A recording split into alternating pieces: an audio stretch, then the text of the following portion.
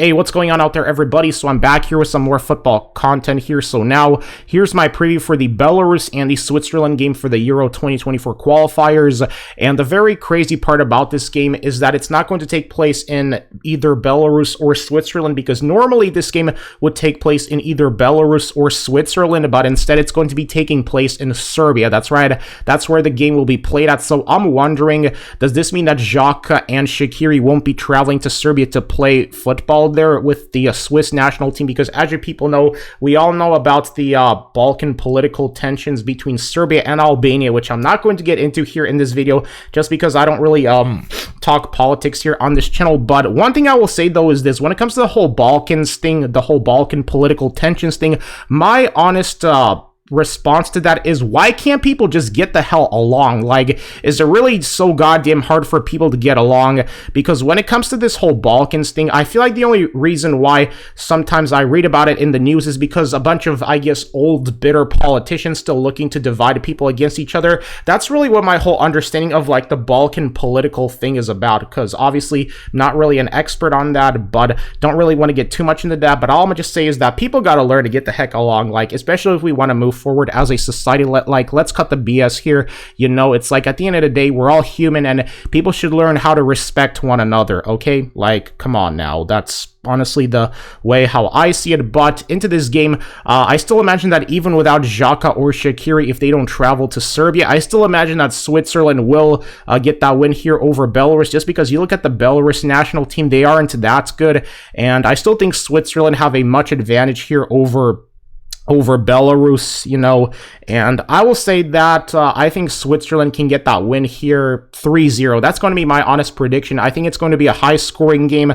I still think it's going to be a game where Switzerland is going to win and all that stuff. And hey, this is going to be another game that I'm super excited at looking here. But yeah, it's just crazy to me that this game isn't being featured in Switzerland or Belarus at all, but instead FIFA chose to put this game in Serbia. That's right. So I have a strong feeling that most likely Xhaka or Shaqiri won't be traveling with the Swiss national team. You know, I imagine that they probably won't, much like how when Shaqiri didn't travel to Belgrade when he was playing with Liverpool in the Champions League group stage. You know, he didn't travel to Belgrade, much like how Mkhitaryan didn't travel to Azerbaijan, to Baku, to play, you know, in the 2019 Europa League final, I believe. Yeah, I believe it was the Europa League final with, obviously, you know, Armenia and Azerbaijan. They don't have the best relations either, so that's why Mkhitaryan didn't travel to Baku, which hosted it. So I imagine that this is going to be another one of those games where Switzerland need to figure out how to win without having Xhaka or Shaqiri. That's right. So at the end of the day here, I have Switzerland, like I said before, winning 3-0 even without Xhaka or Shaqiri. But if Xhaka or Shaqiri do travel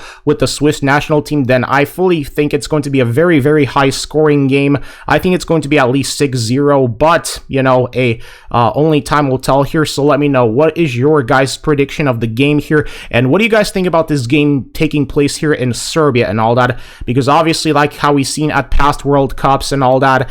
And let me just say this, you know, when it comes to the whole Balkan political thing, like, you know, Xhaka and Shaqiri doing the double eagle at the 2018 World Cup or the 2022 World Cup, where things also got off to a pretty big chaos in the last game between Serbia and Switzerland, you know, I honestly think to myself that if you also look at Marko Arnatovic's, you know, ridiculous goal celebration at Euro 2020 when he insulted two Macedonian Albanian players, you know, this is a great example of why bringing Balkan politics into football is the dumbest idea, okay? I hate to say this, but bringing Balkan politics to football makes no sense, is because if you're a Balkan sports athlete, you should maybe use your position and or platform to figure out how to bring peace, okay, and promote peace, kind of like how Drogba did when his country was at civil war. That's what I think, you know, for example, players like Xhaka or Shaqiri should do, is maybe learn how to promote peace. But I think that bringing Balkan politics into football is a really dumb idea, because it doesn't bring anything good.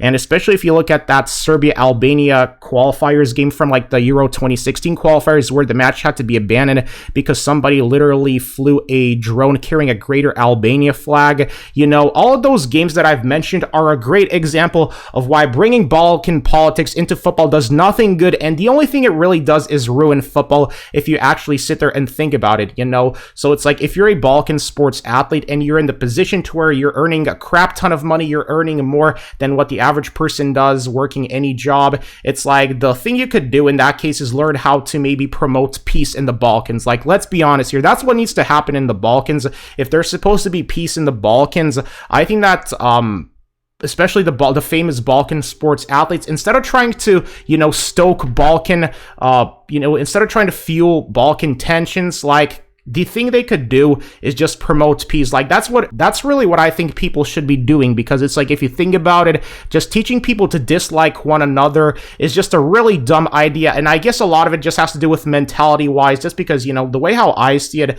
I get along with almost every nationality, and I just think that promoting peace is the way to go in this world, especially in very difficult times that we are at right now. Just because, hey, look at the Russia-Ukraine thing, man. I just don't understand why this thing is even continuing, but I guess that's a whole nother story for another video. But yeah, just thought I had to get this off of my chest here and say that if you're a Balkan sports athlete, you should maybe learn how to promote peace, okay? Because it's like, if you're earning so much money, if you're in the position that you are at, then you should, in my opinion, you should really be working at promoting peace in the Balkans instead of just trying to cause tensions, whether it's Žako or Shaqiri doing the double eagle at the World Cup, or Marko Arnautovic going out of his way to insult two Macedonian Albanian players, you know? It's like, or that qualifiers game from like, what, almost 10 years ago now. That's a great example of why bringing Balkan politics into football is such a stupid and dumb idea if you actually sit there and think about it. But yeah, I guess you could say this is the way how I see it, because hey, I'm a firm believer in peace and all that. So yeah, that's pretty much the video here, guys. See ya.